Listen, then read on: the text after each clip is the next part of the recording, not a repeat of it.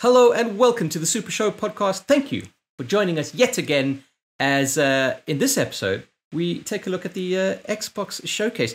As always, I'm joined by the lovely Jamie and the extra deliciously lovely Alex Jones. How you doing, fellas? Oh, thank you very much. That is extra delicious. I'll take it. Extra delicious. Yeah, I don't know why I'm not delicious. Nah, you know what? You're okay. I mean, I'm on my AJ jaunt today, you know? Okay, Jamie's a bit salty. Bit too salty sometimes. Yeah. No JM, AJ. For those of you who are listening to us for the first time, we are the preeminent podcast on all things Hollyvalance. So welcome, enjoy your time here. But today we're going to do something different. Actually, just talk about video games. So, you know, if you came here for Hollyvalance, sorry, shit out of luck. But yes, 70% of our audience are saying, who the hell is Hollyvalance? Google her. Oh, yes. Oh, yeah. Oh, yes. Anyway, we're a gaming podcast. We are available on YouTube and on major podcasting platforms of your choice. So if you're listening to us on a podcasting platform, you can head over to youtube.com/SuperShowPod. And if you're on the SuperShow Pod on YouTube, then you can head on over to Spotify, iTunes, Google Podcasts, a couple of other boring ones, and just search SuperShow Podcast, and we should show up there. I feel every time you call that, like you say the other boring ones, I feel bad for the fact that they host our podcast and then you slag them off in every single episode. The thing is though, Jonesy, like we're on like fucking 10 different podcast platforms. I'm not going to sit here and just talk about all of them. Like, just say other respectable podcast platforms. But where's the spiciness in that, Alex Jones? Yeah, fair enough. Extra spicy, mate. I forgot that's your new kick, innit? Exactly. Extra spicy. I'll tell you what, just before we get into shit, I bought a pack of a new Doritos flavor, which is Doritos Flaming Hot Tangy Cheese.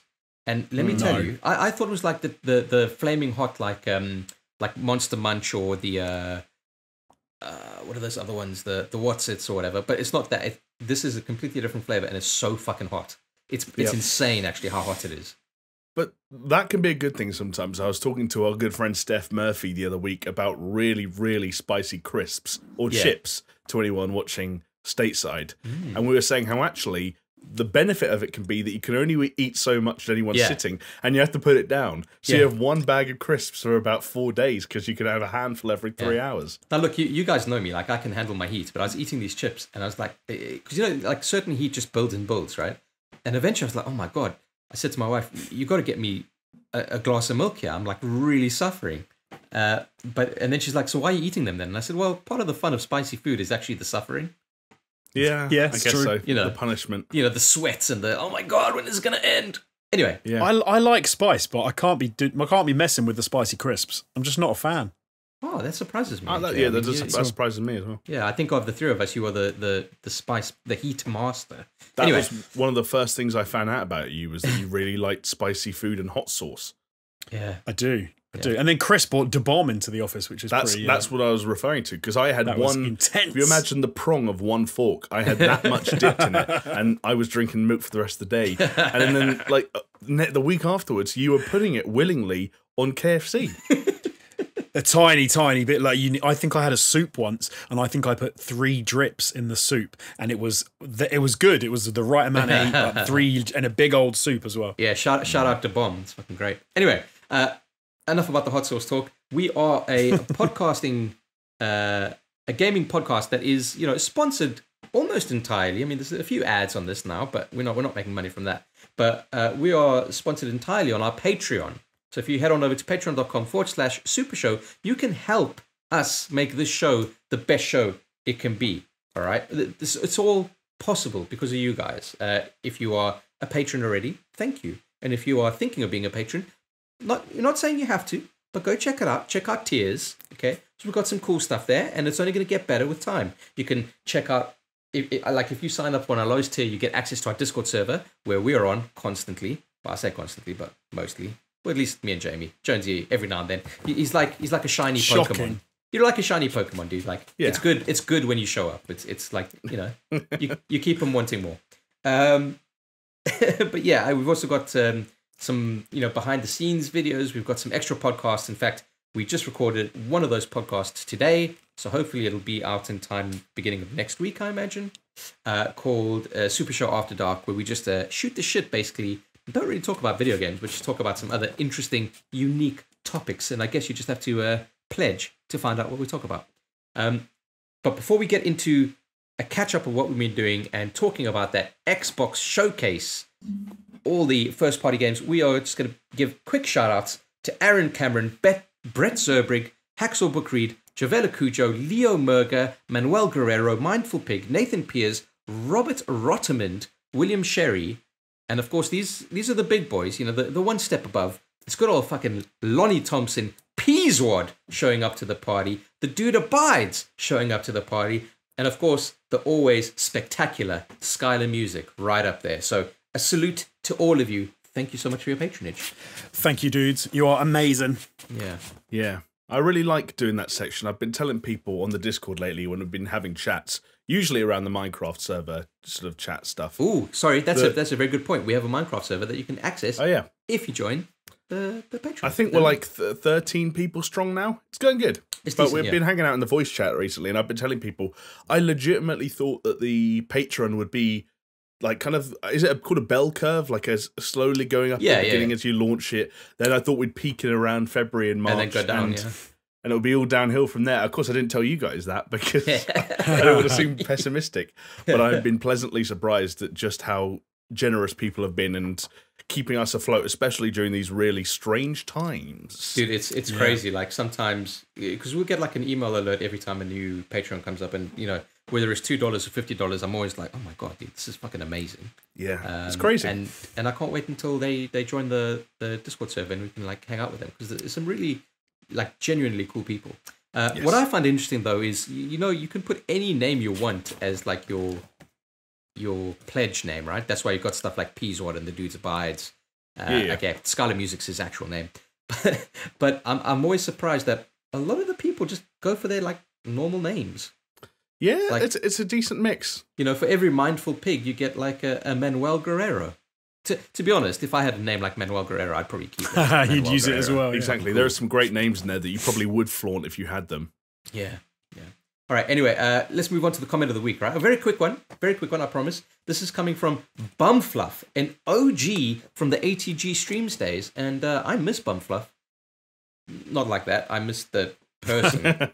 Yeah. Anyway, and he says, a dictator in Scotland is a potato dildo. All right. Get it? We can check with Molly in the Discord later. Check with the M dog in the dog box. AJ, why don't you unpackage it for people? Because I just said it out straight, but why don't you lay into it a bit, you know? Well, of course, a dictator, potato, and a dick, you see. It's a potato. It speaks for itself. In a Scottish accent, you're saying? Dictator. Well, Jamie's half Scottish. He should do it, shouldn't he? I couldn't do it any better than that. I'm not going to embarrass myself on the podcast. Come on. Dictator. Or the people of Scotland, for that matter. Actually, that's true. Scottish people say deck, don't they? They don't say dick. Deck. That's terrible. Deck. Wow. Well, I apologise to all the Scottish people. And yeah, there we go. All right, guys, catch-up time, because it's been a hot while, and I'd like to know what you guys have been up to. But I'm going to start with AJ, because, like I said, I'm on that AJ jaunt today, and I think that you have something very interesting to tell us, Jonesy. I actually managed to finally finish a video game. Yay, so there you go. You've been on a really good streak, though. It's not like you finally... Didn't you finish what you finished? I think you finished one last week, and I actually think you finished one the week before as well. Did I? If I did, I've immediately forgotten. Wow. I'm not so sure think I about did. that. I think a few weeks ago I finished another one. I can't remember what it was. But yeah, no. But anyway, this week I finished The Last of Us Part 2. It took me, 6 weeks, I guess, since the game was released. Yeah. And I played it literally at midnight when it was released. So it's taken me that long. Yeah. It took me 25 hours and 12 minutes to finish. Decent. Okay. Yeah, it's been a controversial game as well, which is interesting, and I found it quite difficult because I managed to steer clear of anything that resembled a spoiler. I didn't want to get any of that game ruined for myself. And plus, you guys know I've got that superpower, and I can immediately forget anything I've seen that I don't want to remember. Well, maybe you did look up at a spoiler, and you're like, you just don't remember it. Out the brain. Yeah. So I managed to not spoil any of it. And there was a whole load of content that I really wanted to watch, or a whole load of YouTube channels that were sort of slagging it off and calling it like a heaping pile of shit and all this. But I really liked it. I thought it was a fantastic game. I can see why some people have some issues with some of it. Yeah. And we will definitely have to get into detail about those things Soon. when we do the spoiler cast. Soon, I promise. But yeah, I loved it. I thought it was fantastic. So we had a race almost to see who would finish it first, and I have not finished it. So congratulations, Jonesy. You know, the better man won. Thank you. I'll admit it.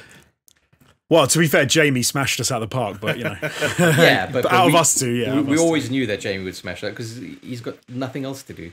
I think we were talking earlier about how I did the final 8 hours in one day. Yeah, and do you remember what my response to you was? It's probably like "fuck you" or something like that. Yeah, yeah, pretty much. Yeah, boy. I was about to make a joke about how that was the trajectory in terms of like time to completion based on number of kids, but the weird thing is that Jonesy's got you doubled up, Chris. And he's that's true. I've had a shocker. I truly have, but hey, it's all right. It would be fine if it wasn't so characteristic. Like it's almost part of the joke now. It's part of the character of CJ. Everything takes a little while.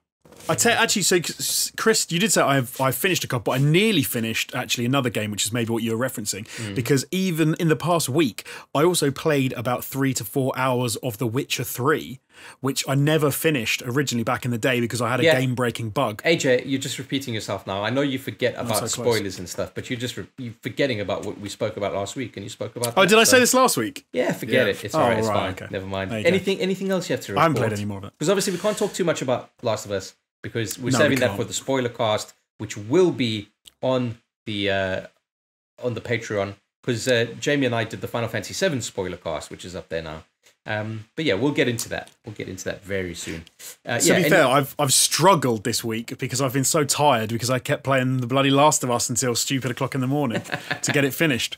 Yeah, so, I think I'm just gonna have to do that this week coming up and just like squirrel gaming times 10 and just fucking fuck myself over in terms of sleep, whatever it may be. Yeah. No, but that is it. That's it for me. Yeah. Yeah. All right. Cool. Anything else you wanted to report on?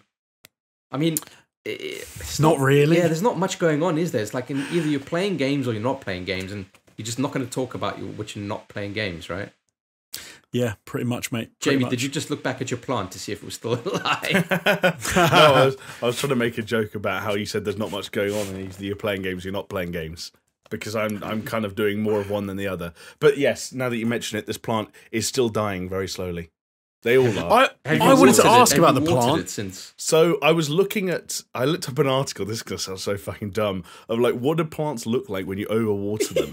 And they came up with a list of things, descriptors for overwatered plants. And I looked at it and I was like, shit, so that is what I've been doing wrong. And so that I kind of took as the evidence I needed to say, okay, it's not underwatering, it's overwatering. So I basically have been letting it dry out a little bit because every time I touched the soil, it was still damp. So I was like, I need to get some of that water out there and try and regulate it from then on. So I'm working from that point, but it's desperate times. I'll give you a pro tip. Just take a match and set them alight. It'll get rid of all that moisture. You know what? That would work. I have a little bit more explaining to do when it came time to return them, but not as much. Just give them a pile of ash and like, there's your. Yeah, exactly. So is the housemate not back?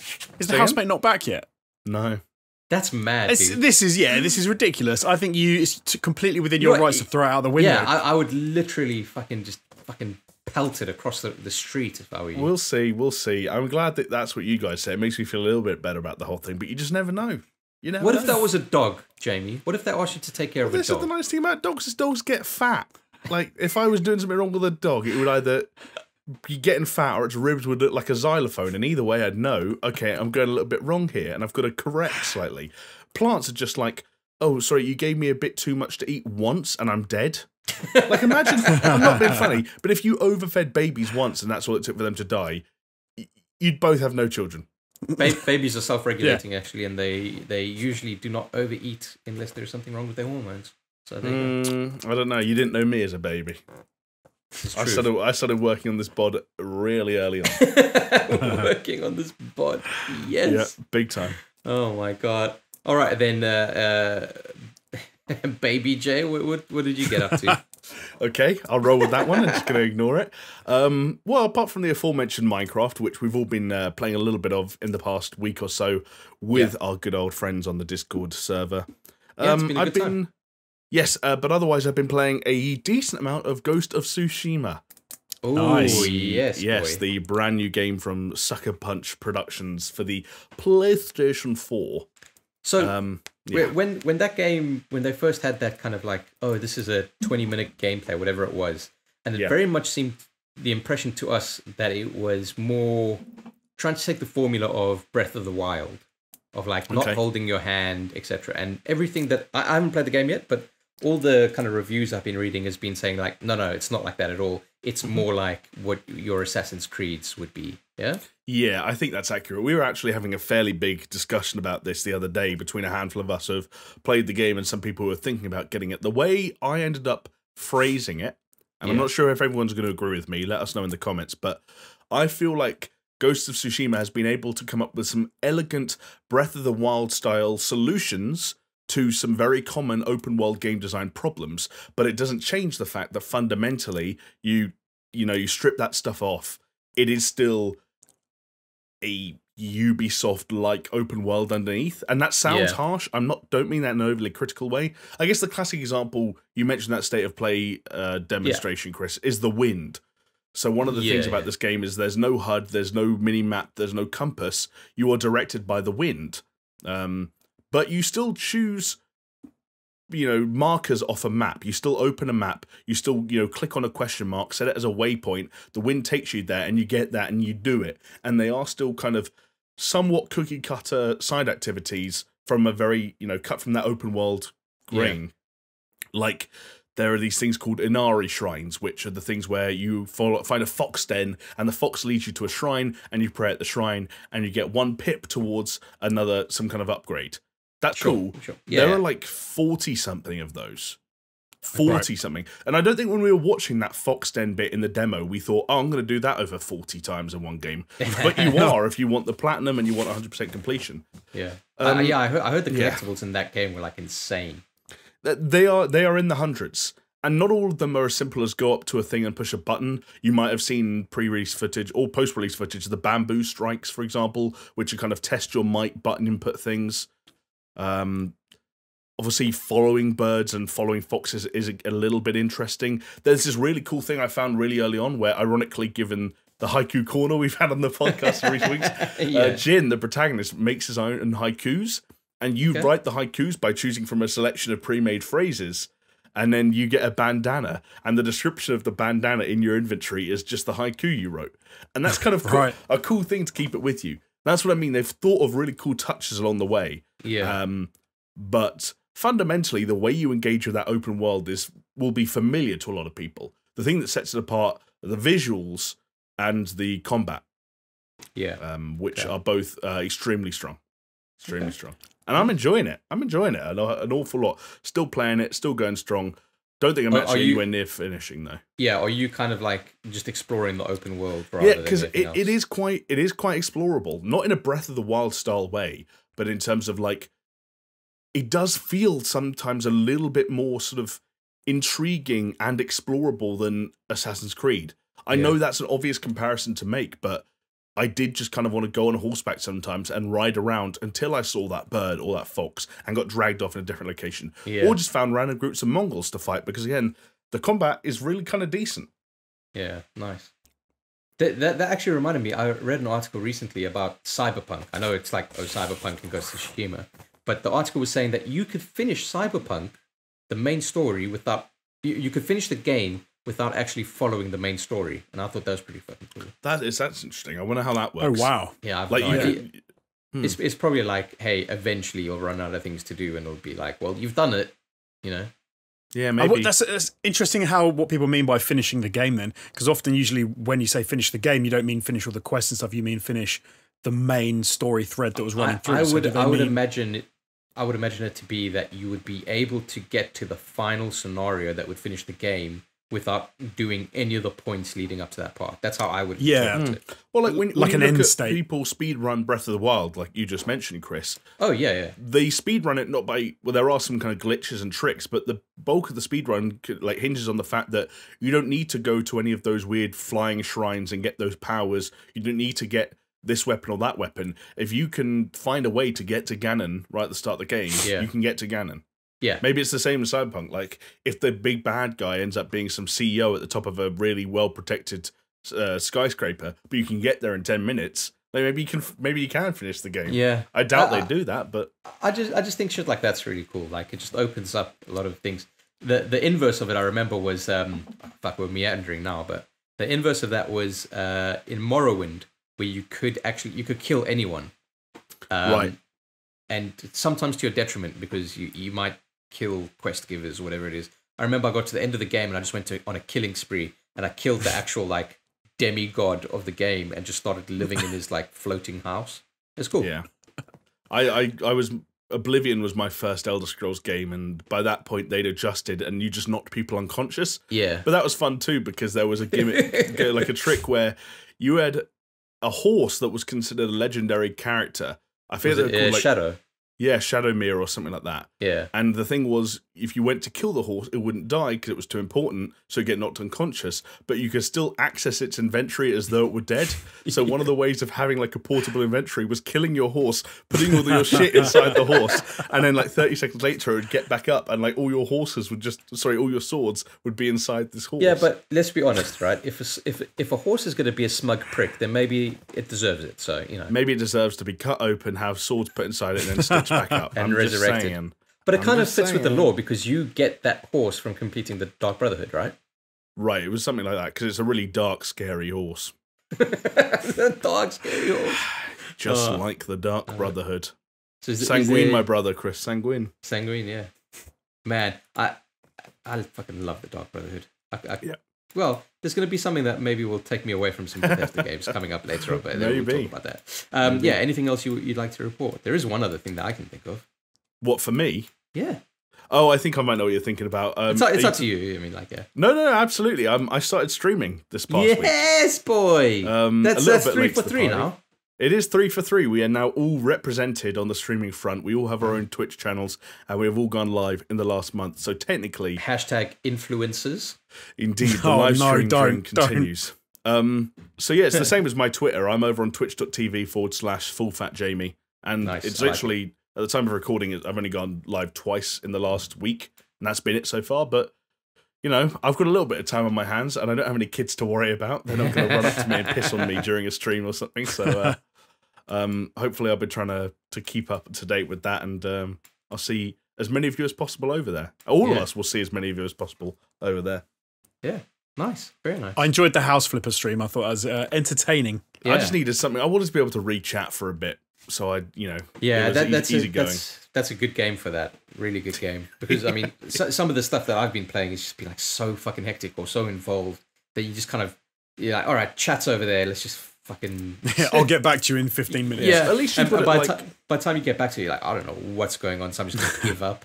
At least you got it into segments now. Like, I don't know if this is one of the things you were going to mention, but you've got Monday Night Dota now, which you've managed to do 2 weeks in a row, which is actually good going.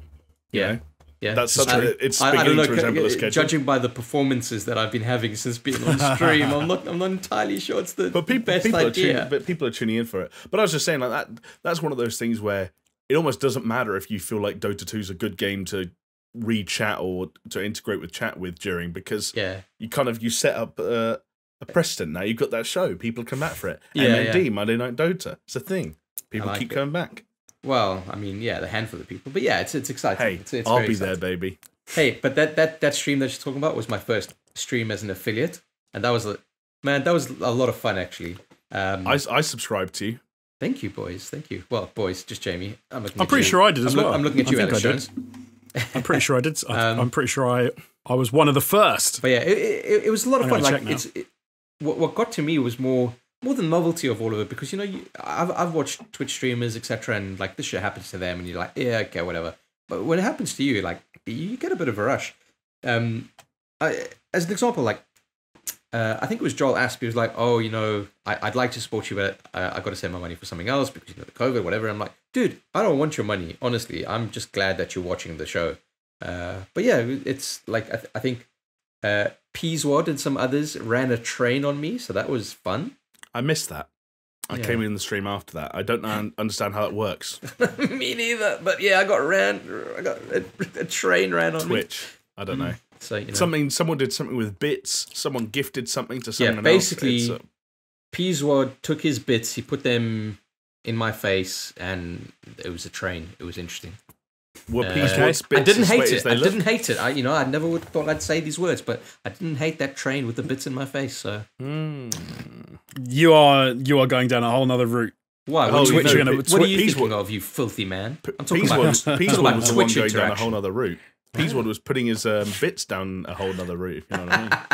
But anyway, yeah, it's a lot of fun. Yeah, like I said, I'm gonna have to see if I continue the Monday Night Dota because this shit's got to get better. Otherwise, it's hard work, man. You could just pivot to another game beginning with the letter D and keep the kind of the MND thing. I don't know what it would be. What begins with D? Destiny. Monday Night Dishonored. Destiny. Hey, We're actually Monday talking Night about. Dishonored. We're actually talking about it, saying that Jamie's ported his save over to PC, and maybe and it's free on Games Pass, so maybe I'll Well, it will be. yeah, it will be. So maybe I'll try that out. I think that'll be pretty cool. But yeah, in terms of that, what else have I been doing?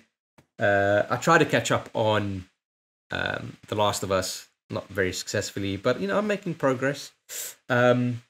Steering clear. Gotta get that done. I want to do the spoiler cast so badly. Like Yeah. I keep saying to Jamie, can we just have a chat about Last of Us? Well, I look, need to talk to someone about The Last of Us.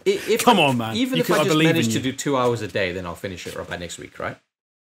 Like Yes. not in time for next sure. week's podcast, but like ready for us to record a spoiler cast. I could say. Yeah. So And I think fingers the crossed. last 3 to 4 hours you will do. Most people I've spoken to have done in one sitting because the game does a thing where you might think it's going one way and it starts to go another. So it kind of grabs your attention and Yeah, and you kind of Yeah. like, well, now I have to see this new direction through to its Yeah. conclusion. And so most people I've spoken to do the last 3 or 4 hours in one go. yeah, I can imagine that. Yeah, sure. I definitely found out there's no way that I could have stopped. I was you get into a rut and you have to keep going, and then the game finishes, and you're like, oh, okay. Yeah, Like you can't stop because you need to see where it goes and Well, what happens. it's Pringles, baby. Once you pop, Absolutely. you can't. You got to clean up all the gum. That's my favorite business slogan, actually. Once you pop, absolutely. The Pringles I thought slogan. it goes without saying. Do you really need Once to you say the pop, next part of it? Absolutely. Absolutely. Do people still? It's like you just say the first part. It's like when in Rome, you don't actually have to finish it. Yep. Yes, you When do. in Rome, absolutely. Jesus Christ! But yeah, other than that, I've just been watching a lot of TV shows actually. So I've started rewatching the UK Office. Classic. Oh wow, okay. Yeah, Never classic. a bad time to be rewatching that. It's just That's because got to like be dated though now, isn't it? it's so dated, Nope. dude. And actually, I'm No. I'm some of the episodes, dude, I find so difficult to watch because it's just like it's so cringy. Like, which is the point, but like some of the episodes are like, oh my Jonesy, god. do you know why I it's don't not do well dated? with cringe. Why not? Because a good joke is a good joke forever. Exactly. Yeah. I struggle with. I must admit, I really struggle with cringe anyway. And I've watched the whole thing through, but I don't know whether I'd. But could sit and do it's it funny again. because obviously it was cringy when it came out, but the world has moved on from a lot of the humor that is in there, and Right. that adds an extra element of cringe. Right? Yeah, I don't think I want that in my life. But anyway, so I've been doing that. I've been doing that during lunchtime. You know, Ooh. you have lunch and you just put something on. I said it in the After Dark, but I'll just touch on it briefly here. I watched a show called Dave, which is about Little Dicky, the internet rapping sensation. Mm-hmm. That was really fucking good. Highly recommend it. It's only 10 episodes, so go ahead, fill your boots. And last night, funny enough, I watched a trending movie on Netflix, Oh, which let me tell you is probably. Let me guess which one it will be. Which one's it going to be? It's I've probably seen it. not got a an good idea. idea. It's I've got probably an not a idea good of which idea. one it is. I Can we bet guess you- what I it is? bet you can, but I bet you won't get it. So I don't think Chris is going to watch Eurovision. Oh no, you already watched Eurovision. I did watch Eurovision, yeah. I think this That is was good, man. the. Eurovision I was think good. this is the Charlize Theron one. No. I would have gone with that as well. No. Oh no, it's not that. Trending What else is film. on there? Trending. What else is trending? I don't know. You might have to tell us. Yeah, I can't think of many others. It's a film called Desperados. Wait, like from however many Selma Hayek and No, was that called Desperado? No, because that would be That's just Desperado. That was just singular Desperado, and that would have been fucking infinitely better because that's fucking cool. I was gonna say, yeah. No, this is like a rom-com, right? And the story almost follows the way of like, I don't know if you remember like Euro Trip or what was that one with Tom Green? Freddy Got Fingered. Road Trip, yeah, Road Trip. So Road Trip and Euro Trip, it's like, oh, I've sent an email to this person and they haven't got it yet, and I really regret my decision, and I got to go and delete the email, kind of thing. Oh, right, okay. Road Trip, he sends the videotape to his girlfriend of him fucking the other girl. Yeah, which is like better, right? Because you take it to an extreme. But this is like a much tamer version of that, and it's also more geared, I would say. I mean, I hope I'm not going to sound sexist in this, but it seemed to me to be more geared towards a female perspective. So much like Bridesmaids was like, hey, this is a female-centric comedy. Whereas in Bridesmaids, it worked and it hit all those notes, right? Whereas in this one, it's like, I turned to my wife and I said, I actually feel bad for this movie, because what they're doing is they're taking this tried and tested formula of like, a goofy comedy, and they said, okay, it's the same thing, but it's from a female perspective, but the film itself was really, really bad. And I said, I feel bad because they're doing it from this other perspective, and I want it to be good because there's no reason why something like this shouldn't succeed. And it was just terrible. I think it's really generous of you to put Euro Trip in a category where you said it's tried and tested. I think Euro Trip is quality, dude. Yeah, Euro Trip is timeless. Yeah. Okay. Can I make a confession? Yeah. I was actually getting confused within a confusion. You know how you said Desperados, and I start going, oh, like with Selma Hayek, and you guys both went, oh no, that's Desperado. Yeah. I didn't realize that Selma Hayek is in Desperado with Antonio Banderas. Antonio Banderas, yeah. I was getting Desperado confused with Bandidas. Which one was Bandidas? Bandidas is the one with Penelope Cruz and Selma Hayek, where it's like trying to be one of those films, and those two are the leads, and they both got their tits out. Yeah, I'll watch that. Go and check out Bandidas. It's Bandidas. I'll check. And then watch Out of Sight afterwards. And then watch From Dusk Till Dawn. Watch anything made by a Mexican American man. Watch Once Upon a Time in Mexico, and you'll see Johnny Depp shoot up a restaurant. Anyway, that's pretty much me in a nutshell. Some poor Dota decisions. It's in a nutshell. There we go. Hopefully next week some more news. Okay, maybe, but yeah, let's get to the main thing here, okay? Because Xbox just had their their first party studio showcase. There were some partners in it as well, but the focus was more like, hey, this is what you can expect exclusively on Xbox, right? Mm-hmm. And they did exactly what they needed to do. They took PlayStation 5 to task. They didn't at all. They really didn't. Yeah, well, this is the tragedy of the whole thing, right? So obviously this is the second kind of big event that Xbox are holding in terms of like, hey, this is our next gen showing and our offerings, right? And after the first one, which was predominantly focused on third party stuff, it was almost like we watched that and we're like, that wasn't good. It wasn't good enough. Like, let's say it wasn't good enough, because I mean, showing off games is always good, but it wasn't good enough to make people sit up and take notice.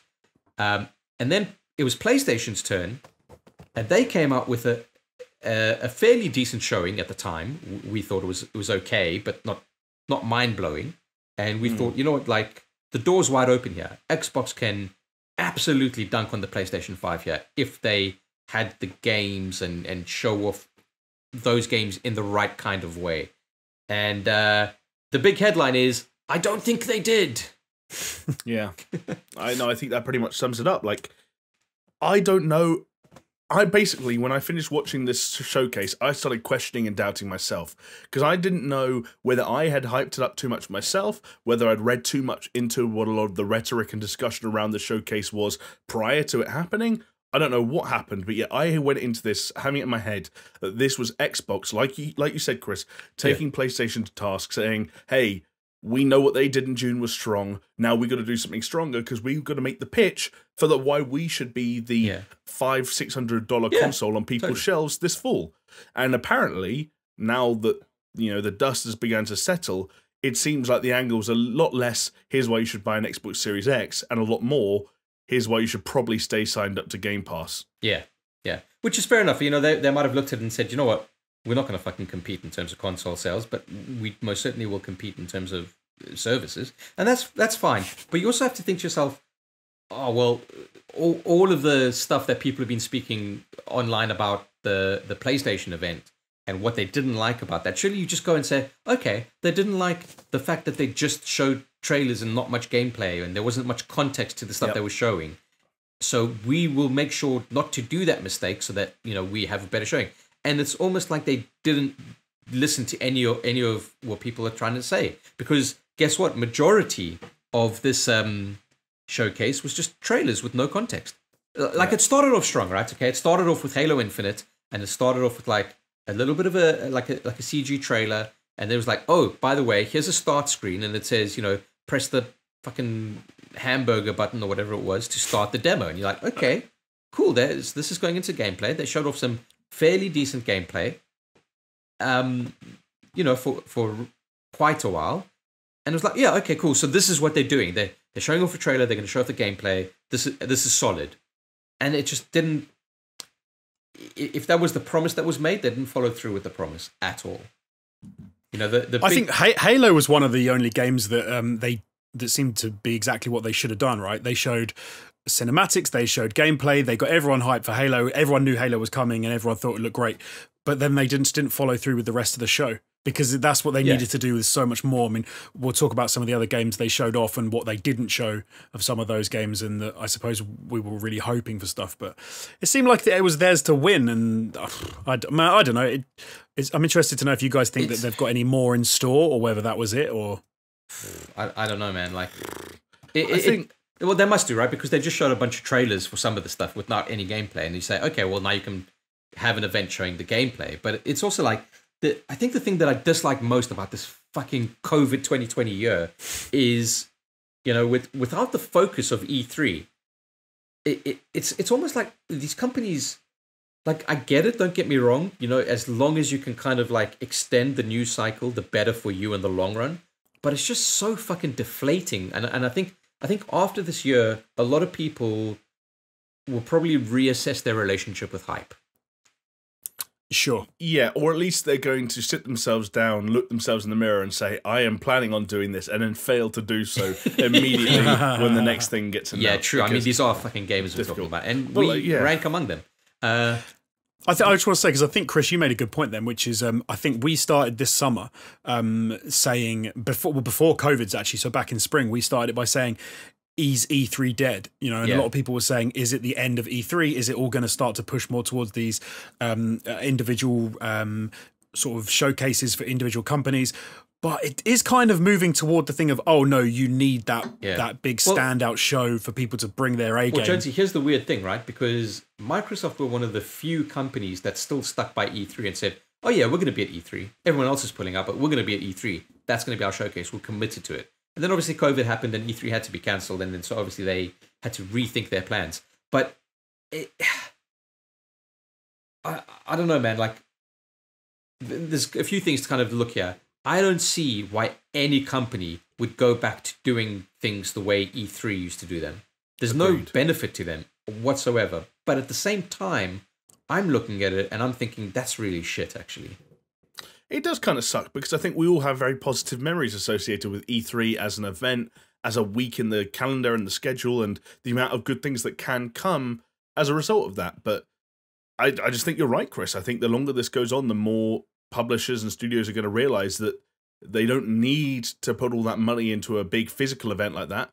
They can stream shit. They can reach as many people, if not more people. We had Ubisoft in last week announcing that Ubisoft Forward reached more people than last year's E3 did. Yeah. The way that games are being announced and promoted are changing. And also, like, increasingly, we're seeing publishers being reminded that these kind of events are very good for that hearts and minds battle. And whilst Microsoft of all publishers seem like they have a lot of skin in that game, they love the hearts and minds. At the same time, it doesn't fucking matter because you could be as disappointed as you want to be, and we right now could be as disappointed as we wanted to be with what we just saw. But like, no one's gonna have Halo Infinite at their fingertips for $10 a month this holiday or this fall and say, I'm not playing it because I didn't like the showcase. We're gonna have forgotten about the showcase. Like, we had to remind ourselves what Sony showed in the showcase we enjoyed last month. Yeah, we had to do a refresher. So like, this shit is often in one ear and out the other ear, and the backlash doesn't matter. It's almost just about planting that seed. And I think they can string out their releases, whereas in E3 it was like, hey, clump it all together because this is the biggest platform you're going to have. Yeah. That said, there was a bit of clumping here. Like, there were things that like are clearly very early here in a way that is not like unusual for E3, but it is unusual for given how much the emphasis on gameplay feels like it's been for the last couple of months. Yeah. It was almost a little bit odd in the sense that they were almost trying to do an E3-esque thing by going, look at this, when they shouldn't have maybe even mentioned it. They should have maybe kept it to themselves until they had more to say. What you forget, Tony, is that Phil Spencer's a quota where that voiceover actor has to say world premiere at least 10 times a year. Otherwise, they lose the contract and he goes to Sony. Yeah, I think for me the biggest thing in this the whole showcase Xbox did was the fact that nearly all of these games are playable on Game Pass. That for me was the biggest thing. So I suppose that's the takeaway. Yeah, it's almost what Jamie said. Like, doesn't matter how good or shit the show was, Games Pass is still the fucking deal of the century.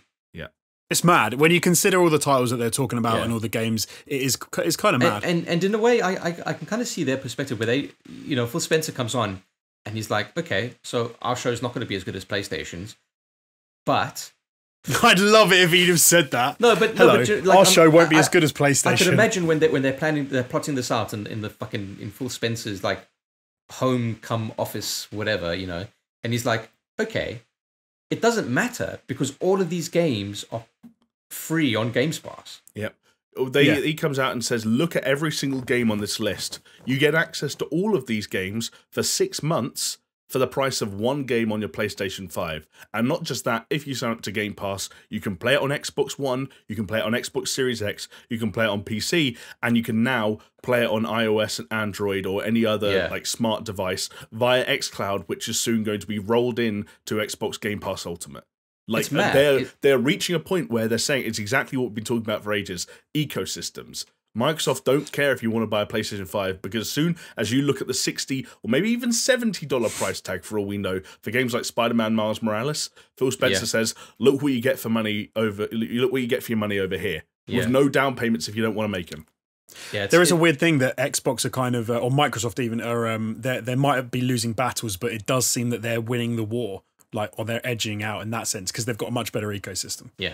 Maybe. Yeah. We'll see. It's just kind of mad. But anyway, look, let's talk about some of the games, right? So Halo Infinite, so an extended look at the gameplay of the new title. So what was interesting is, it had a little bit of a preamble with the CG trailer and that character we saw previously that saved Master Chief from space, doing crash landing on a planet. And we're like, oh, okay, what's this?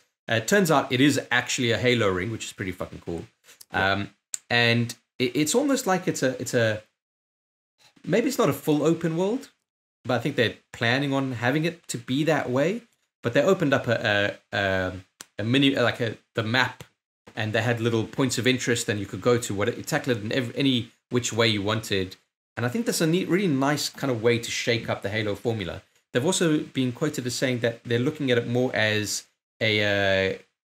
almost like a service, which is we're going to expect, where they're going to be adding stuff to this world as they go on. And I think that's really cool.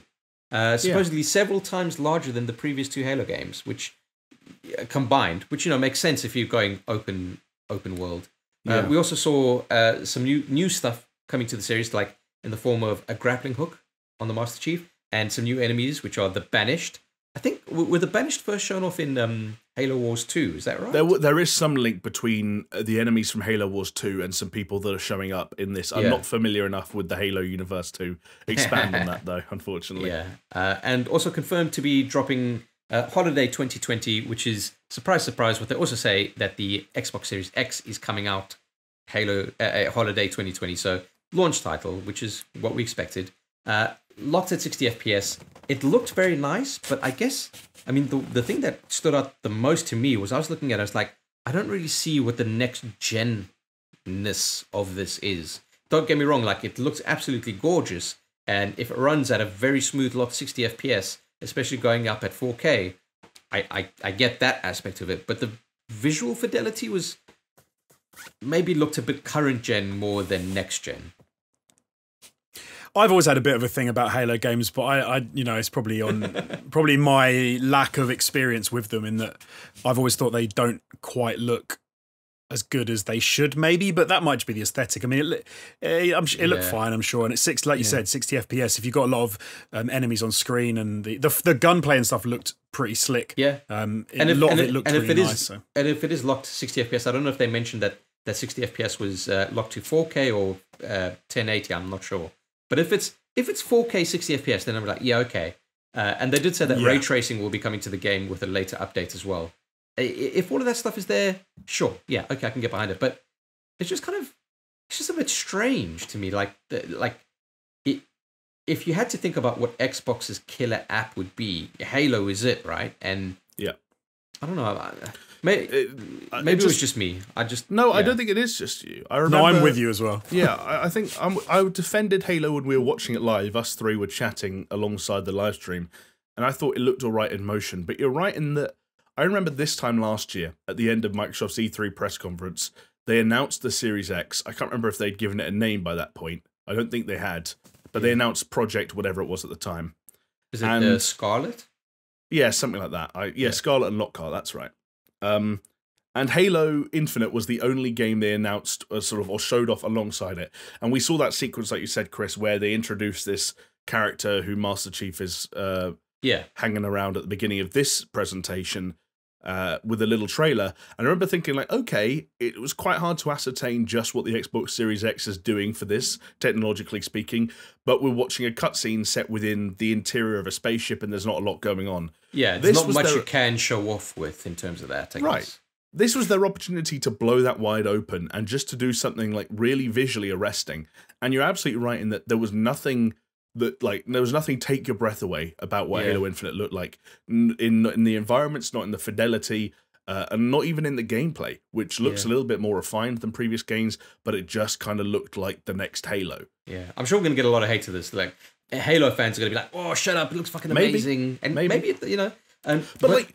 There's no reason, sorry to interrupt, but there's no reason why Microsoft can't put the money in to make people like Jonesy, who have been on the kill zone or the whatever side of the argument you've been on for the last 10 years, and say, no, we're going to make a fucking $100 million Halo game, and we're going to make the epitome of the fucking quadruple A sci-fi shooter that everyone has to look at and say, whether you want to play it or not, that looks incredible. And they did not do that. Yeah, maybe what they needed to do is have a bit of...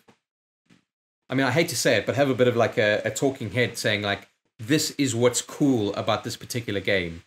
You know, because a lot of the info that I'm getting is actually after the fact of the presentation.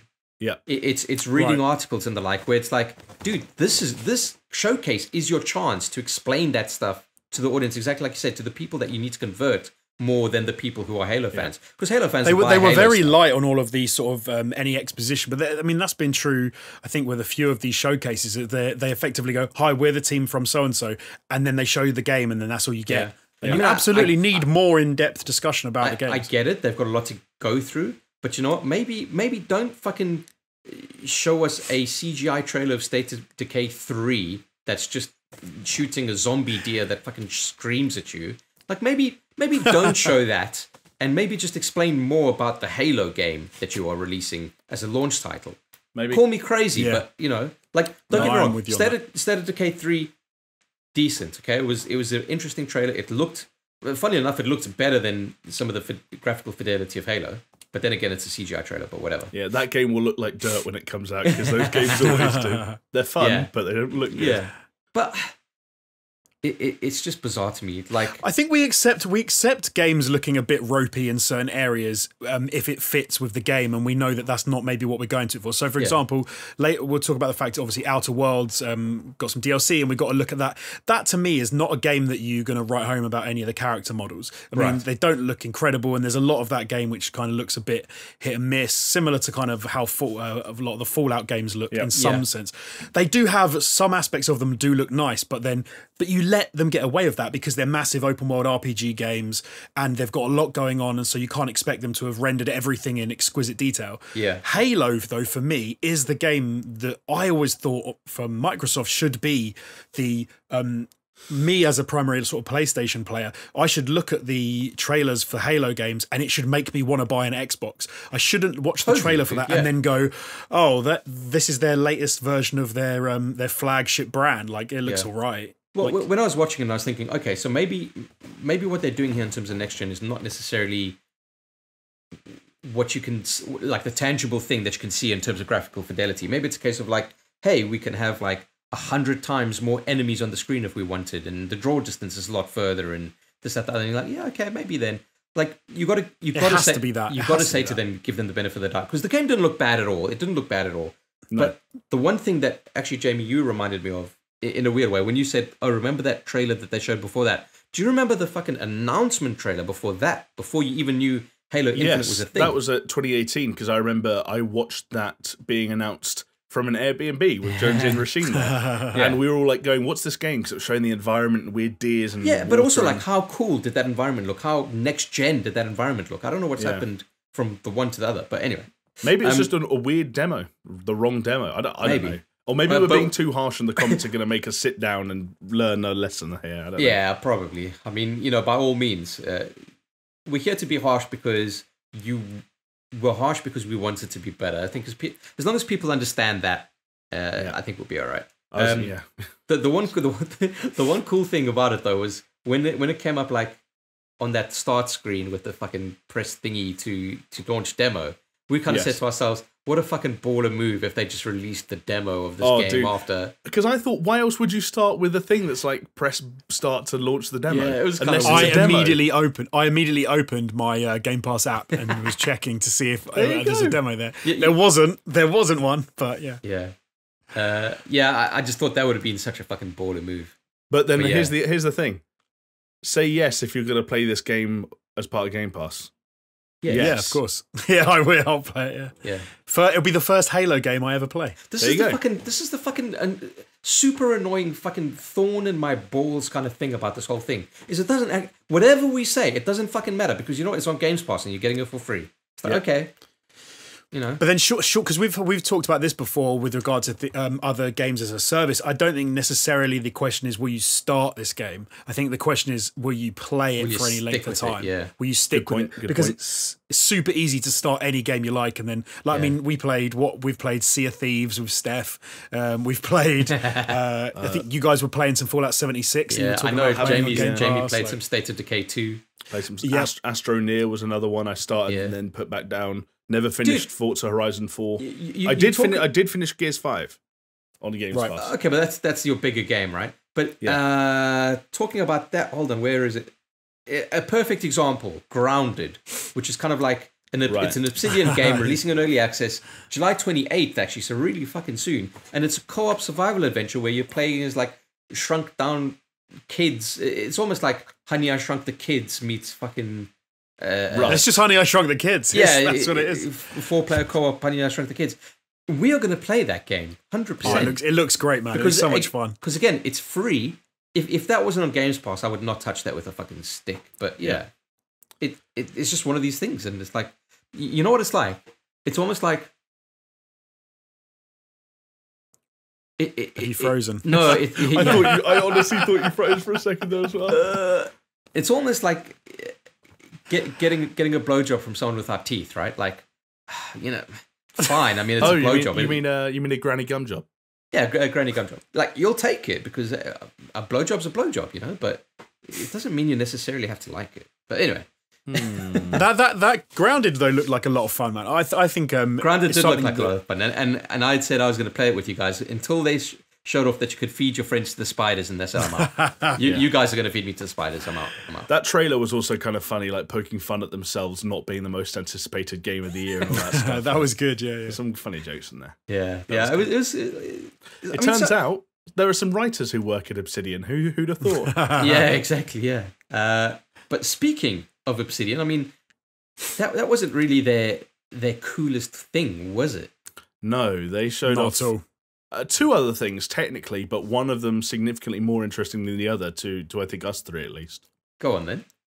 Well, should we get the boring one out of the way first? Sure. Well, boring sounds harsh, because I know a lot of people liked it, but it was a game that didn't really click with any of us three, and that was The Outer Worlds. Absolutely nothing wrong with the game. I think we all enjoyed it for what we played of it, but it just didn't really stick. Yeah, what would you classify it? Obviously, it wasn't AAA, but would you classify it like AA? Maybe. It was like 2.5A almost. Like, you don't want to be critical of it, but it was obviously a game that started in production before Microsoft bought Obsidian and didn't have the big Microsoft bucks. Yeah, pre Microsoft moolah. Yeah. It was a cool game though. Like, it's one that I think I definitely will revisit. And when I saw this announced, I was like, oh, that's cool. Like, that's something I'd be interested in. It was a fun game, but when you played it, it was very much like, okay, this is why it cost, or whatever it was at the time, like fucking $35 or whatever it was. Yeah.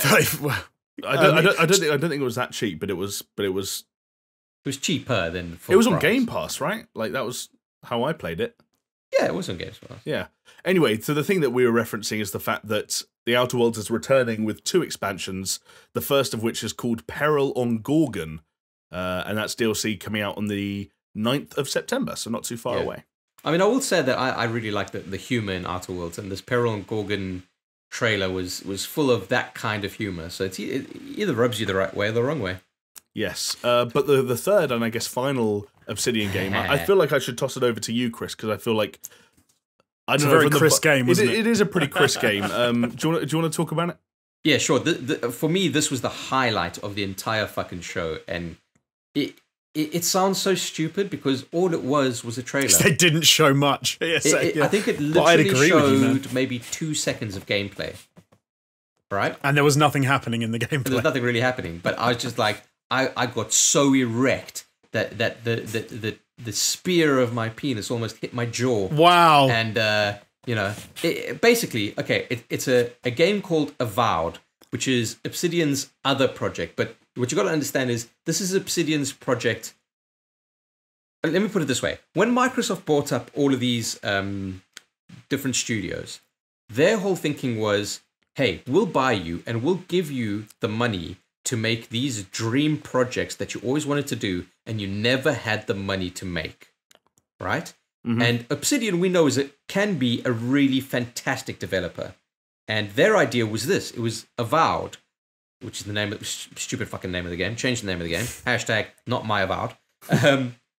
But that trailer was so fucking juicy. It was just not much was happening. Like some dudes were like shooting some fire arrows, and the fire arrows were going past these like old statues and shit, and then hitting a skeleton in the face, and then one went down a fucking mine shaft, and it looks very much like the mines of fucking Moria with the Balrog about to come out, and it's just fucking, I don't know, it evoked that sense in me of all the shit that you love about Skyrim and the Elder Scrolls, that you love about Lord of the Rings, all in this kind of a game. And it was like, okay, so they're going for the jugular here. First they went after Fallout in a small way with Outer Worlds, and now you're going for Elder Scrolls. It's like, you guys must really hate Bethesda here. But we joked when we were watching the live stream, but I completely stand by as a serious statement as well. I reckon they looked at Bethesda's strategy around Elder Scrolls 6 and they said, we can come out before them. We can get our game out first. If they do to Elder Scrolls what Outer Worlds technically did to Fallout, that's kind of trouble for Bethesda. Yeah. Dude, not only Bethesda, of that quality coming out not first. only Bethesda, what about BioWare? Fucking the new Dragon Age. Yeah, they could come out before Dragon Age, and with BioWare's current track record, I mean, fucking hell. Obsidian out here eating people's lunch. I can imagine someone at EA is probably fucking picking up the phone to BioWare and being like, "You boys are in trouble. We're gonna shut this shit down unless you fucking cream Obsidian." But dude, it looked really cool. Eventually, that arrow that was in the mine shaft list like fell down, and then 2 arms in a first-person perspective took out a sword and did a little bit of a spell while a creature was starting to come out of a thing, very Balrog-esque, and it just cut to a title. And it was like, that's all I needed to get excited about it. Now, it's kind of weird, right? Because I know we're saying, like, you want more than just the CGI trailer, right? But I think there is a time and a place for CGI trailer, and I think this was a right way of introducing an idea of a game with that kind of a CGI trailer. It definitely evoked an emotion, etc. We're going to talk about something a little bit later on that was maybe the wrong way of introducing a game in a CGI trailer kind of style. But, you know, we'll get there towards the end of the... yeah. Anyway, I'm really excited. I'm really amped for this. This could be... It's funny. This could be something really fucking special. Oh, and the world is set in the Pillars of Eternity world, which is Eora, I think it was. Now, I haven't played the Pillars of Eternity games, but people fucking love them. It may have made... I think it basically saved the company, right, by doing those Kickstarters. Yeah, that was something. Jason Schreier's book, Blood, Sweat, and Pixels, that kind of goes into Obsidian's trajectory and Pillars of Eternity and how some of the work they did on that. Yeah, it seemed like it by and large kind of saved the studio in many respects. Oh, there's the Jamie by and large that I fucking... By and large. I wait for it every single podcast, buddy. You know, by and large, I'll get one in there somewhere. That one makes less sense, but I said it anyway. I mean, I'd be lying if I said I'm right there with you on quite the same level, Chris. But by the same token, I think you're right that there is a time and a place for a CG trailer. And I think if Obsidian are going to come in and say, here's gameplay from Game 1, gameplay from Game 2, and a CG trailer for Game 3, yeah, I'm cool with that. I'm cool with that. Totally, right? Yeah. Yeah. Well, they're putting in work, doesn't it? It shows that it's not that they're just sitting on their hands and they're not getting stuff made. And with CG trailers, it's like, no, we've got our hands full. But here is some cool shit. Yeah. Right, exactly. I'll tell you what, another studio that Microsoft brought up and said, hey, what's your dream project, was Ninja Theory. Yes. And this one was weird to me because, okay, so they showed off Senua's Saga Hellblade 2, but they didn't really. They showed some of the trailer that we'd seen before, which is still jaw-dropping, but we've seen it before. And then they kind of went to a talking head dev saying, oh, by the way, the game is set in Iceland. You're like, okay, fine.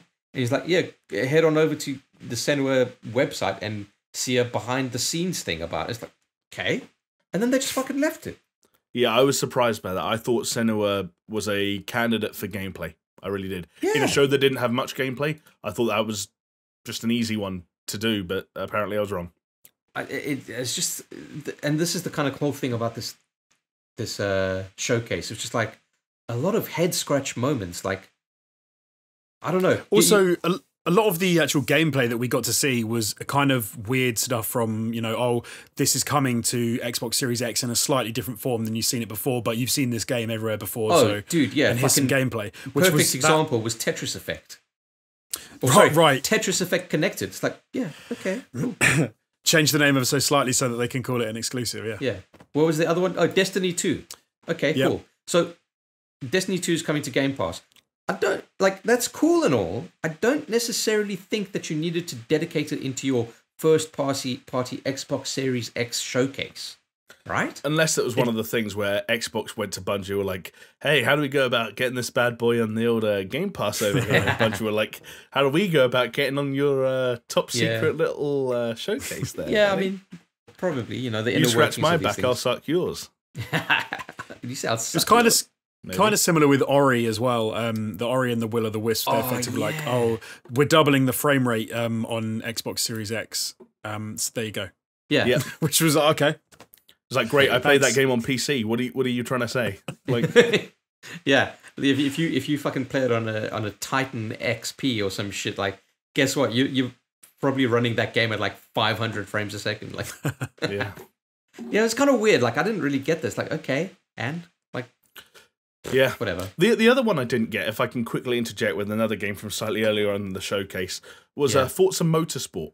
And I'll be honest, I'm not the biggest Forza guy outside of the Horizon sub-series, so I haven't been following the trajectory that it's been going on. But that seemed to me like all of a sudden that game went from, hey, they make a Forza Motorsport every 2 years and it's got a number behind it, to all of a sudden they took a year off and now they're rebooting it and it's just called Forza Motorsport, but it is still fundamentally just a racing game. or the Yeah. one that just kind of looks better in the ways you'd expect for Series X, i.e. 4K 60 FPS and ray tracing. Like, what's that all about? Yeah. That's kind of weird, isn't it? It's not like you can't. How can you reboot a racing game? Yeah, Really? and when this comes out, does 2 years afterwards, do we get Forza Motorsport 2 again? Like, No, what? Surely. You got to understand, dude. You get Forza Motorsport Ragnarok. Right, Chris. How long until the Forza Motorsport? Yeah, or two Forza 2 Motorsport.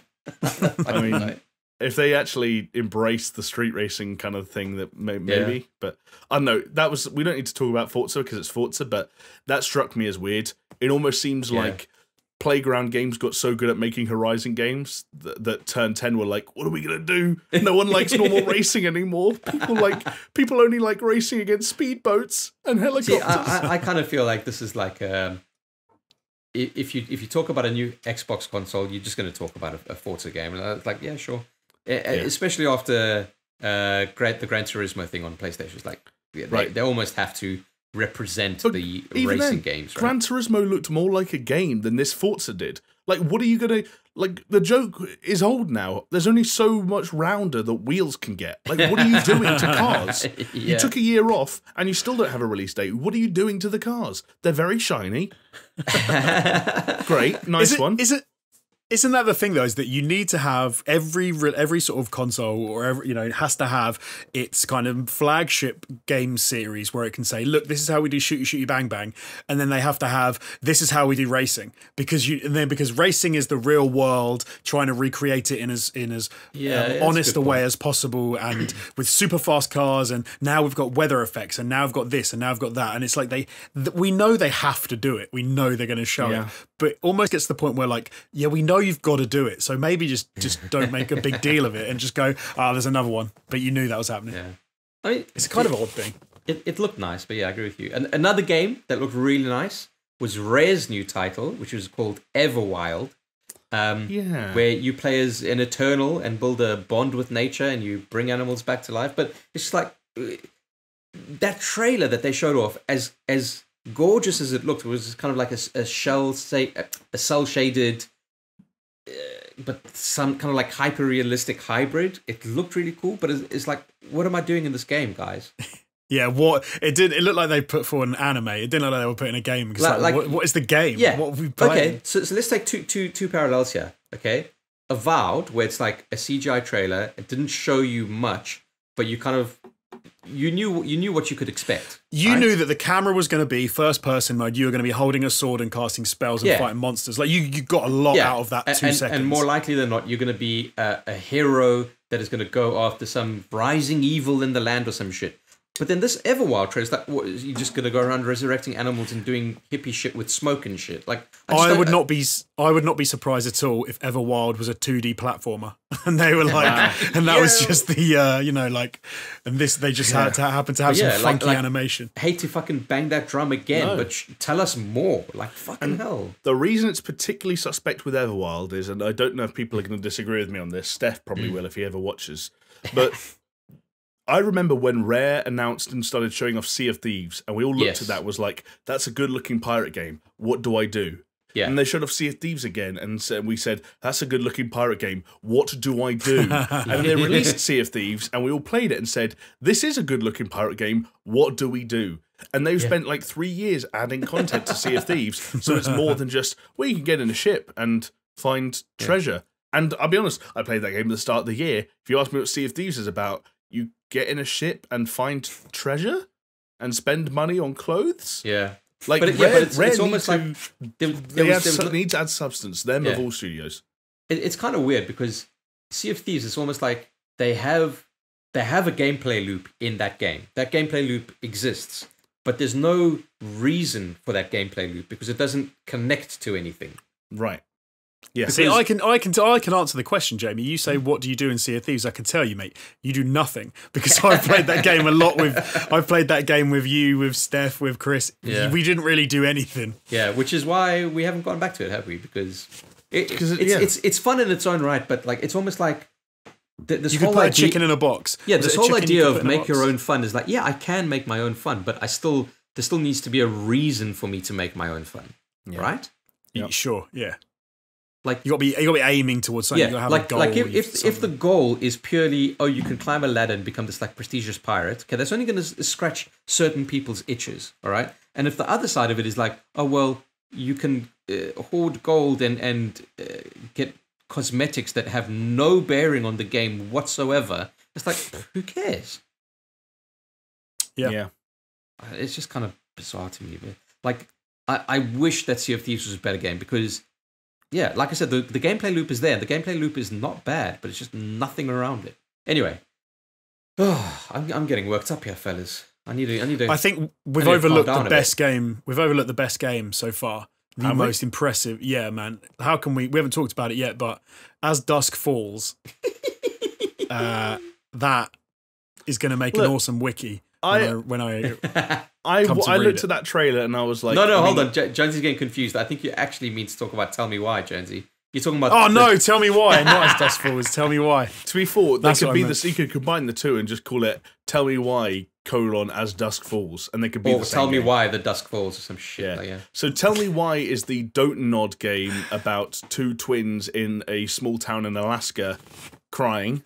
I like the way that I made a joke and completely fucked it up. I mean, it's peak Jonesy. It was that right forgettable. There. That forgettable. Jonesy. But hold on, because we've got to remind people that Don't Nod is from the people that make Life is Strange, which is a great series.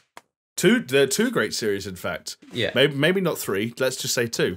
And this seems to be another episodic, are you going to cry this time journey? And the answer is yes. Yeah. Boy. I love that as a subtitle. Are you going to cry this time? That's great. Yeah, but what Jonesy was alluding to with the wiki is I commented when we were watching the showcase. I said, even with Life is Strange, so I played the first Life is Strange, didn't play the second one, and it's almost like you can enjoy that game just as much purely by reading the Wikipedia entry about the story and be like, man, that's a fucking sick story, and just leave it at that. Like, yeah. Don't ask me about my relationship with Life is Strange. Then I want to know now. You sobbed like a little girl, didn't you? I don't know if I actually wept at all. I don't know if my tear ducts were energized or moving. Sorry, I thought I heard some rattling around in my room. I thought like a cat had jumped through my window or something. The plant was coming to get you. I'm still not sure nothing did happen. Maybe one of the plants is coming to get me. Well, we'll warn you if something creeps up behind you. Yeah? Well, I should be able to see it. I've got half an eye on. But I was kind of weirdly affected by Life is Strange. I was like, fuck, man, this is really deep. And I really like the music. And I really like these characters. And this is really sad. And I don't know what decisions to make. Pop on the OST and read the wiki and bawl your eyes out. Well, I was going to say there's a song that plays in one of the episodes of Life is Strange. It's a real song by a real artist. Yeah. And she listens to it. Max listens to it at some point, and I've still got it in one of my playlists, and I still listen to it every now and then. Is it Jamie's tearjerker playlist? It's not. I think it's weirdly enough still in my on repeat thing. I'm trying to remember the name of the guy. Jose Gonzalez. Oh yeah. He did Heartbeats, which became famous from that advert of all the coloured bouncing balls bouncing down the street. Sony Bravia. Ah, right. Yeah, there's a song on that same album called Crosses that for anyone who wants to shed a tear while thinking about maybe lesbians turning back time for each other. You don't need to play Life is Strange. You just need to listen to that song. But see, I'm with Chris. Like those, they're very well written. They're cool stories. But when it comes to like, is it a game that I want to sit down and play? I'm like, I'm just as happy reading the wiki entry. I think Chris was bang on. Yeah. And I think Tell Me Why is probably going to be another one of those. Oh yeah, you guys need to remember. I'm the guy that rewatches The Perks of Being a Wallflower every 12 months just to see if I'm still alive.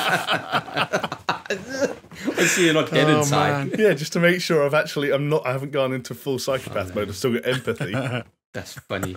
But yeah, talking about the other one that Jonesy was mentioning is As Dusk Falls, which it's so weird, dude. It's I don't know. Honestly, I can't actually remember what this game was. Yeah, is it like an interactive story? I guess this was the one where we joked it looked like a Scanner Darkly 2. So it's got that weird animation style. Of course. What was the animation style called, Chris? Oh yeah, so I was saying that like when I used to animatic. Did you say animatic? Yeah, animatic. So an animatic, if you don't know, is when advertising agencies are like, this is what we're going to do for a commercial or something, and they're talking to their clients, maybe they're pitching it. They will get an artist to draw out basically a storyboard, then they would give all of that stuff to an editor, which would be me, and the editor would animate all of these hand-drawn frames, sequences, etc., to show off the movement, and you'd put placeholder music and a placeholder voiceover. And this game looks exactly like a fucking animatic. And I was just like, this is mad. This is absolutely mad. Because they'd gone even, I'd say, maybe one step even more lazy, because what they'd done is taken shots of live action actors in poses and then scanner darklied them up so that they looked like animation, and then but then those dudes wouldn't move in the animation, but they'd be like, just their hair would rustle in the wind. Yeah, but they're just completely still like this, like. You guys got me excited. I will. And you guys got me excited because we saw some of the production stuff at the beginning of that section. Oh, yeah. You guys both thought you saw James McAvoy. You did look like James McAvoy. You just saw some random dude. Yeah, I'm going to go back to and get you the screenshot and show you. It's not James McAvoy, but it looked like it in the moment, in the heat of the moment. All right. Yes. Oh God, I don't know. For me, the weird thing about this whole showcase, right, and I think As Dusk Falls kind of is a good example, is what you generally want to do, it seems, if you're one of these games companies, is you have your heavy hits, right, and then you want to pace them like you'd pace a game or a movie. So you go heavy hit, and then you kind of calm it down for a few paces by having some more boring stuff or some DLC or some like indie games, then you have a heavy hit again, and because you need to control the pacing of the whole thing. There was far too much of those small I don't really care DLC updated things. There weren't enough heavy hits, which is why I think in general this whole conference just felt a little bit like a damp squib for me. Yeah, I'm just trying to think of like some of the other things. So obviously the Halo stuff was good, even though we have our reservations about it, which you spoke about. That's fine. Avowed blew me away personally. I thought Avowed looked like probably one of the best, announcement things that I'd seen for this whole show. Avowed for me was just like a I'm glad to know that existed kind of thing. Yeah. For sure, yeah. And I guess the other one that was really good for me, just trying to look here. What was it? Where was it? It was the Crossfire X stuff. Right. The campaign for Crossfire X. The campaign for Crossfire X, which is Remedy developed. Shown off with a new trailer. Everything looked so fucking cool in that trailer. Like I remember we were watching it. It's like, man, I'm getting some Metal Gear Solid vibes. Jamie, you said it reminded you of Crysis. Yeah, some Crysis stuff with the suit that they were kind of showing off there. I just think that looks fucking cool. But curiously, that's not going to be available on Games Pass. That's going to be a standalone. So the multiplayer of Crossfire X is going to be on Games Pass, and the game itself, the single player campaign, is going to be a separate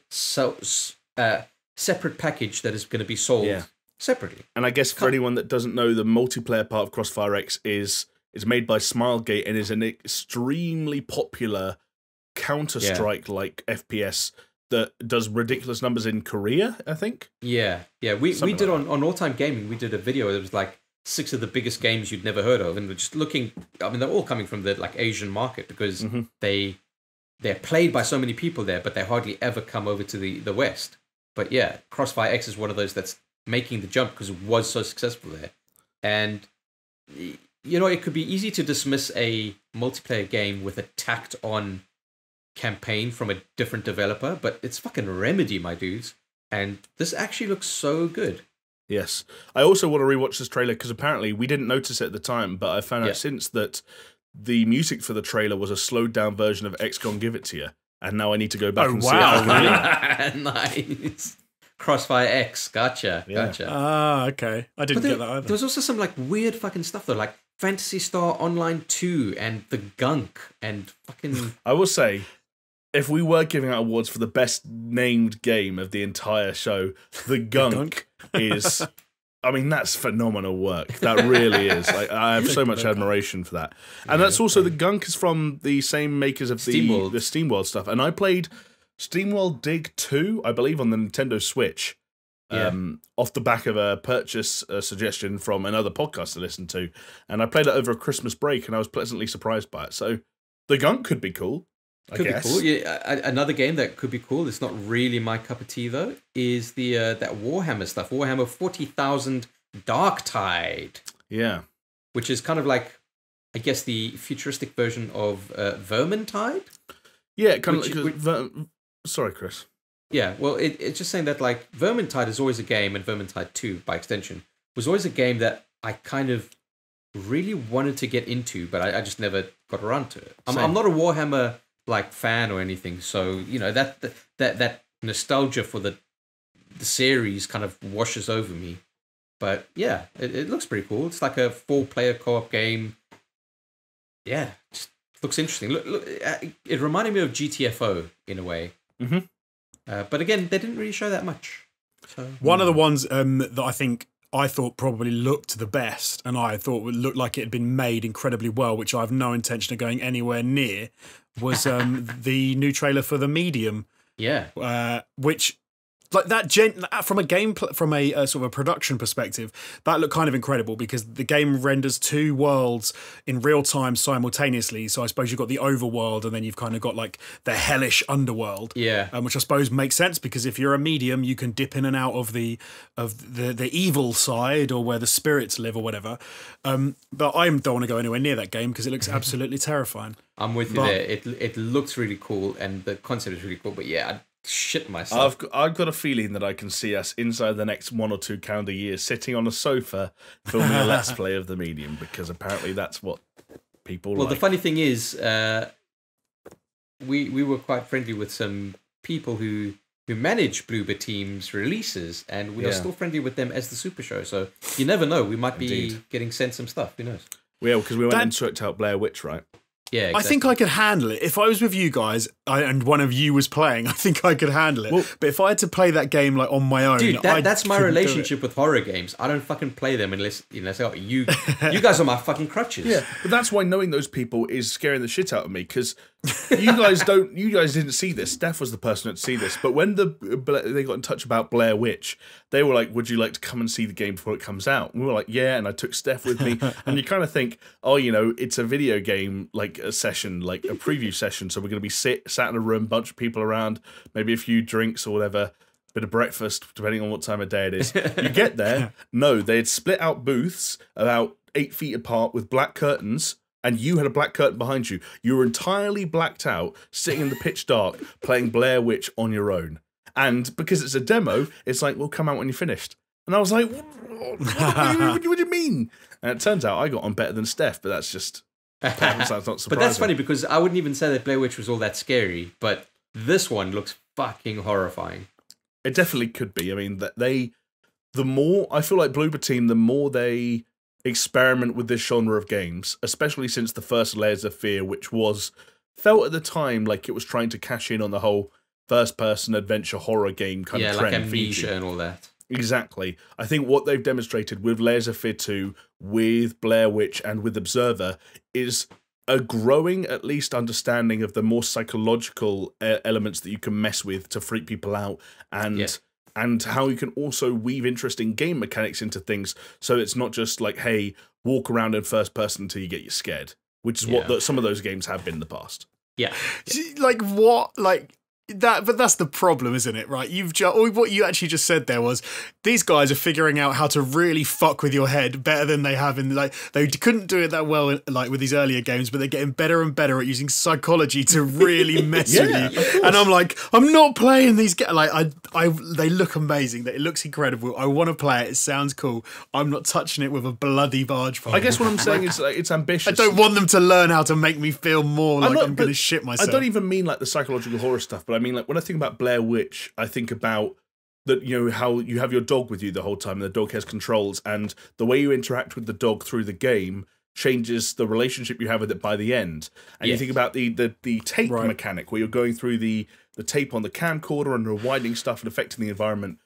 That's come a long way from fucking Slender Man, which was one of the earlier examples of that style of first-person horror game. Like, do you know what? Slender Man freaked me out enough, so I don't want them to get better at it. I'm starting to think maybe we should get Jonesy on camera on his own playing these horror games. Yeah. Like, maybe I was the foil. Well, you guys always get me to fucking play the games, because I think I probably am the one that gets the least freaked out. Yes. But yeah, I think maybe this one, if we do this one, It's Jonesy all over it. I don't know, man. I don't want to do it. He's almost nominated himself without realizing He's revealed a deep secret here because he wasn't on the Blair Witch streams. He wasn't on the Layers of Fear streams. Like, Jonesy managed to avoid... Why do you think I wasn't on any of those streams? Well, I don't just thought like it was playing the you sorts of weren't that games. scared, so it wasn't that interesting. But now you're revealing that actually you're deep down a big scaredy cat.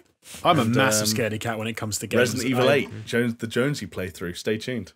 That would be Resident Evil, I've never found as bad, but like Layers of Fear, I don't want to go anywhere near. Just the medium then. Yeah, just the medium. Jamie can take over Resi 8. That's fine. Another game Dead Space was bad enough, man. That got me. Jesus Christ. Another game that they showed off that could be potentially quite scary is a new Stalker game, Stalker 2. Yes, indeed. Which is, kind of, there's a strange history there. I think, Jamie, you probably the more...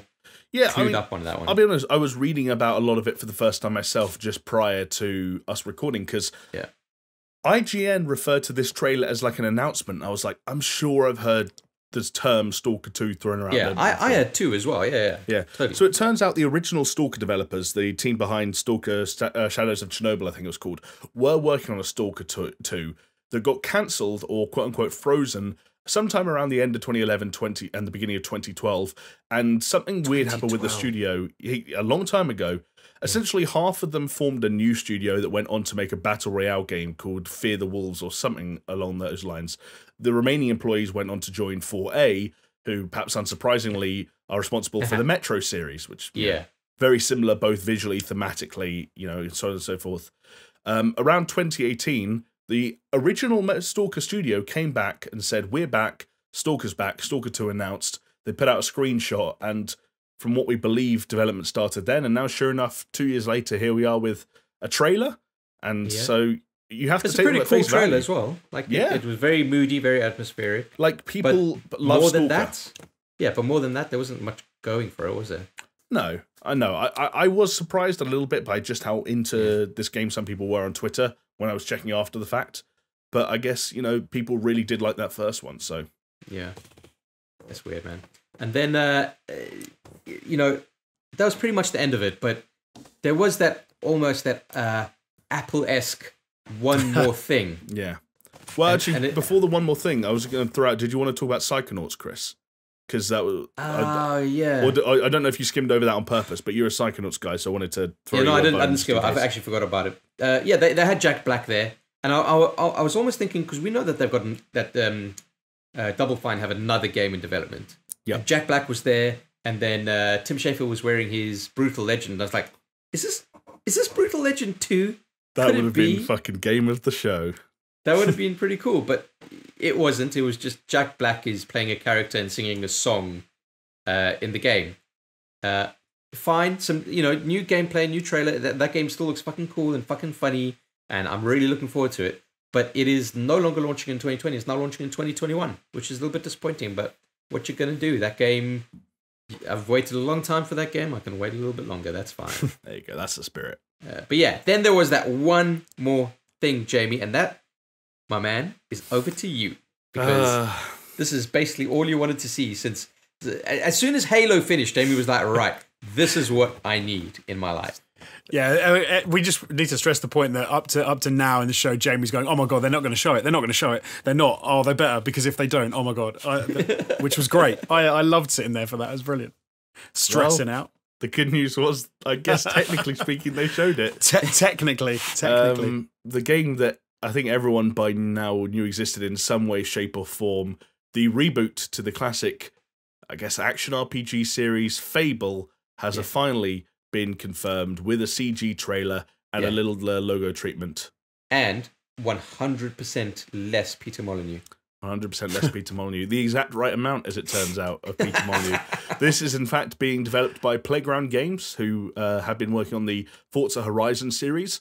There was a weird thing where they haven't given up on Horizon. Microsoft essentially doubled down with what they've been doing with Horizon, bought them outright, and created a new, something ridiculous, like 200-man studio that they started hiring up 2 or 3 years ago. Yeah, this is they essentially created a new wing of Playground Games from the ground up for this project. And to be honest, you look at environmentally what they did on Forza, there's no reason to suggest why they couldn't at least have a decent crack at it.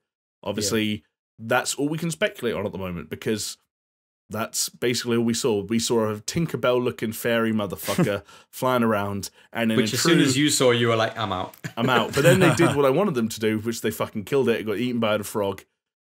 I guess that technically is Fable's brand of humor, which was never the most highbrow shit, but that's fine. Yeah. I don't know, lads. I think the thing was, some people are going to be really happy that this game officially exists, that this was just their confirmation of their way of coming out and saying, yes, it exists, this is it. And I get it. I'm not one of those people.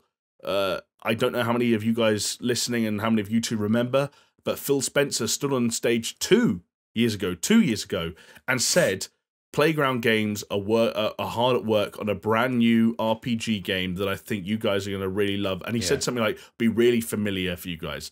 It has been an open secret that Fable's being rebooted by Playground for 2+ years now, and I honestly didn't think... I was convinced we'd see it last year. And I didn't think we'd have to wait this long for what we got.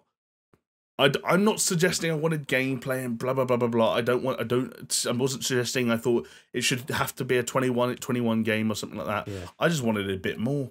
A concept, a character, a mechanic. Because effectively what you got was you got a glorified logo reveal. Right, it was exactly that. Yeah. Because here's the thing with... Sorry, Chris, go for it. It's all right. I was going to say, I know it had the fairy and the frog, which was showing off just that hint of humor, and they showed off this like mushroom world, right? Yes. You know, but to me, it was almost on par with like Bethesda revealing Starfield and Elder Scrolls 6. It's like, okay, those didn't have as much as what you're seeing here, but it's in the same fucking vein, dude. Yeah, and I think the frustrating thing for me is that Fable... And maybe people would disagree, but the way I see it, Fable can, in theory, be a surprisingly blank canvas. There are a lot of staples of the Fable games, like they've got obviously sort of somewhat mystical action RPG world with monsters and stuff like that, but it's all fairly deeply entrenched within some often quite British sort of folklore and a British sense of humour. Everyone's got a wonky English accent. It says things like chicken chaser. It's got a weird sense of humor. Like I said, it's usually about one character's kind of progression as they grow in renown and sort of reputation, and will they be tempted to turn to the good side or the bad side, and a lot of those kind of systems and mechanics in the backgrounds. But I do still quite firmly believe that it is a blank canvas in terms of how you present it and how serious a world, even just the style, which we did get a bit of a hint at. Like, there's so much more I wanted to know that even a minute-long CG trailer could have told us, much like Avowed. But we didn't get that. I think that's absolutely fair, though, because, for example, like when you say Phil Spencer mentioned it 2 years ago, well, alluded to it 2 years ago, they could have showed this 2 years ago. There would be nothing to have stopped them. Like, a fucking, you go to a VFX company and they knock that out in a month. Yeah. If you want them to do that. They could have done that at any point they knew that this was going to exist. Well, you know what this kind of reminds me of? Well, not reminds me of, but it comes to mind when we talk about this kind of a thing, was the Raising Kratos documentary, right? Oh, right, where they were like, oh yeah, when we did that trailer, we didn't actually have a game, and we just fucking cobbled something together. And you look back at that trailer, it's a fucking amazing trailer. It's like, okay, like, it shouldn't be if that's hard. what you can cobble together when you've got no idea for the game, then that means any company can cobble together anything to represent any game to that degree. Yeah. And so when you have something like this that you know has been in the works for a few years or a couple of years at least, it's a little bit... I can see why it's disheartening to people like you. Who I just don't think that the Fable should have been the one more thing in this thing. I think the Fable should have been, here's this big, exciting title that we've never spoken about, and here's some info on it. And then had something else for one more thing. Do you know what I would have gone with a one more thing? And this is an easy win for me. Would have been go through this entire show, have everything set up, and go one more thing. All of these games are going to be available on Game Pass.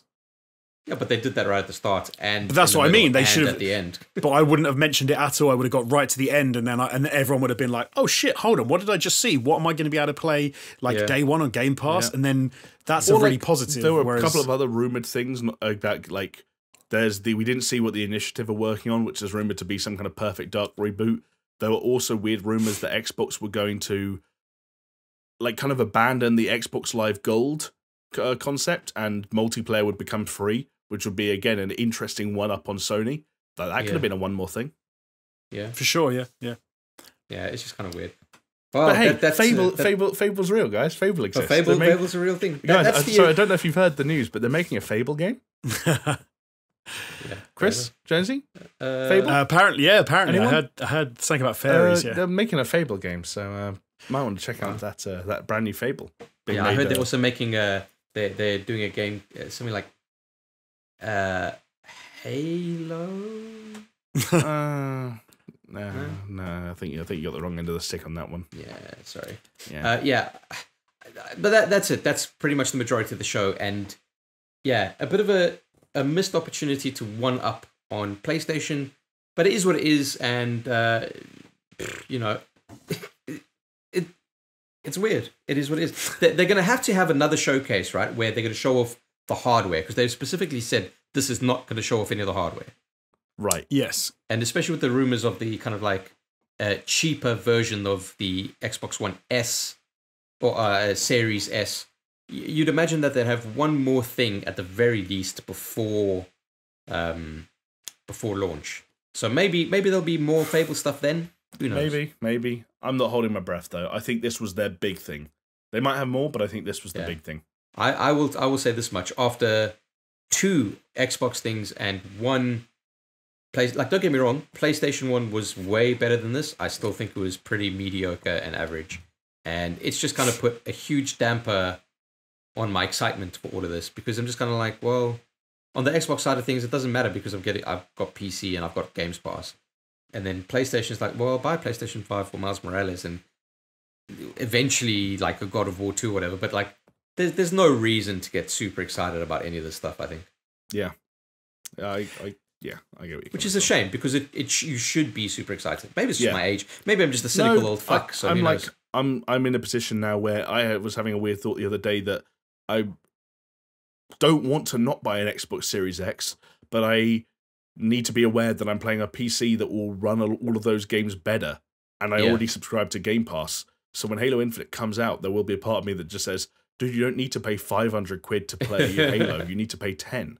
And I know part of that is what Phil wants, so I don't feel guilty about it. Shout out to Phil, first name terms, obviously. There you go. Right, well, I think that's it for the podcast. And guess what? 1 hour 36. Boys. Oh, wow. Xbox need to have a showcase every week. Fucking hell, we're flying. and not only that, I know exactly what the code word is going to be. Oh, yeah? Chicken chaser. Chicken chaser. Chicken chaser. Chicken chaser. I thought you were going to say Granny Gumjobs for a second. Well, hold on now. Let's go with chicken chaser. All right. Anything else you guys want to add, or could we sign off? I think I'm good to go, actually. I don't know about Jonesy. Yeah. So we're really going to do it before it hits 1 hour 40. Fucking hell. Let's do it. I mean, we could pad for time. I could maybe tell a joke or something. I don't have one ready to go. But that's it. That's all we've got for this week. Thank you so much for listening, and that's it. Let's cut it. Okay, all right.